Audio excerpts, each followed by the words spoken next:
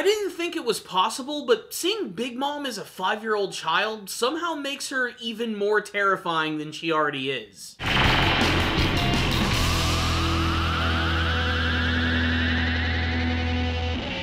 Fasten your safety belts, ladies and gentlemen, because we're about to go through a flashback arc, and this one is going to be all about Big Mom. And honestly, this episode did the manga justice and then some.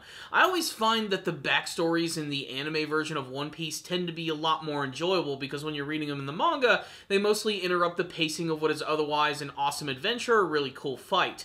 Whereas the anime version always gets it right anyway, because you have really bright colors, voice acting, and of course just animation. It's just a lot more fun to look at.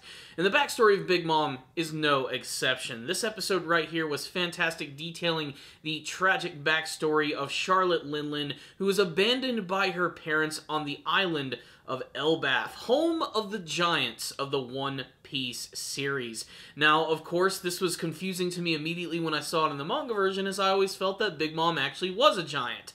Apparently, she's just a regular woman, and man, do I feel bad for her mom having to push out that massive elephant child. The thing is, though, her parents are completely embarrassed by her, and they leave her behind on the island with only a backpack full of sweets, which she goes through pretty freaking quick, as she is freaking gargantuan, and then she realizes that she has been abandoned. But she has been found by Mother Carmel, a woman with great influence, who actually managed to gain the respect of the giants of Elbaf, and that's because in her past, she actually managed to save a couple of giants from getting their heads cut off at the gallows.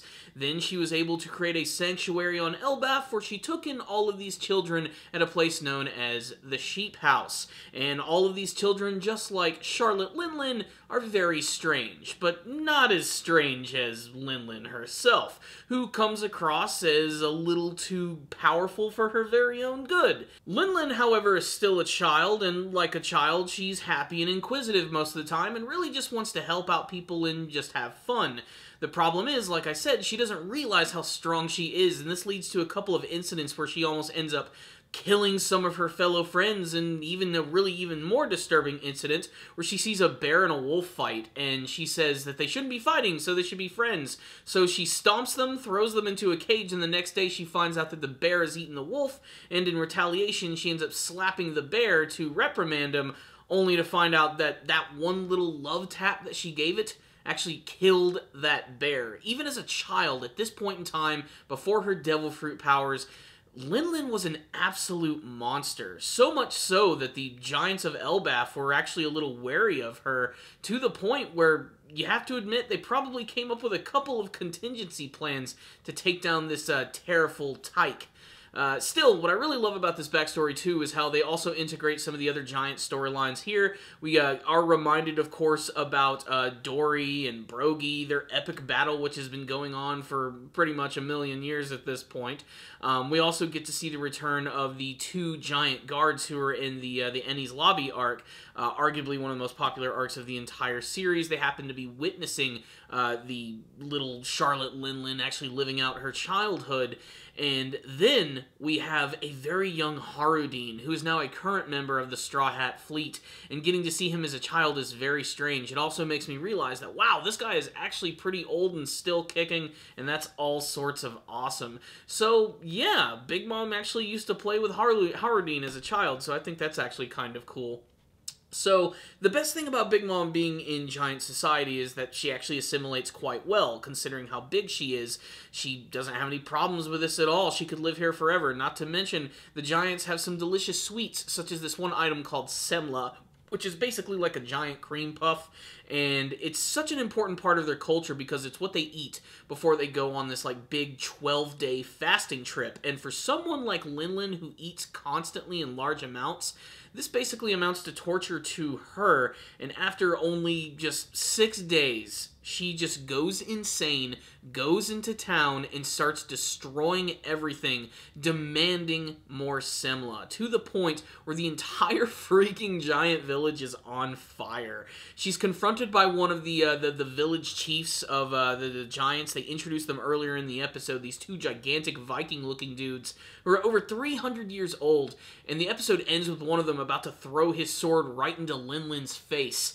but I don't think she's gonna go down that easily. So what's the rundown on this episode of One Piece? This was a necessary kind of episode if you wanted to dive a little deeper into Big Mom's backstory. It's incredibly tragic, as anyone would expect from a backstory from an anime and a manga when going through the look of a villain, but still, I loved it because they had a lot of time to not only introduce the concepts of the giants, their culture, but also a good introduction to Mother Carmel as well, who is a very interesting character, and I don't want to talk about her too much because I do read the manga version, and I know a little bit more about where this ultimate story is going to be headed, but let me just say that Mother Carmel is very important to the actual development of Big Mom, and we'll get to see a little bit more of that in the next episode, but still, I really loved her introduction here. I loved how we got to see her saving the giants. She was so freaking cool back in the day, just being this hot blonde nun smoking a cigarette. It's so hilarious, and it could only work in an anime,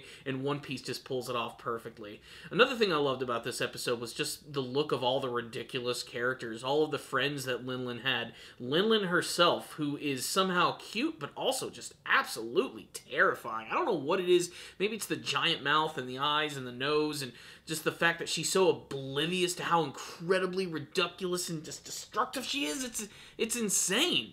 It's crazy, and so is this entire episode of One Piece, which is definitely one that I can recommend to all fans of the series. It's mandatory viewing, especially if you don't read the manga version. There's a lot of big details here, and it's just the beginning of Big Mom's backstory. This episode was done with some pretty good animation and artwork as well. Nothing too groundbreaking, but still very pleasing to the eye, which is why I'm going to give this episode a 4 out of 5. Check it out, One Piece fans. I'd love to get your thoughts about this one. You can tell me all of them in the comments section below, and I will see you guys next time. And as always, stay damn down, baby.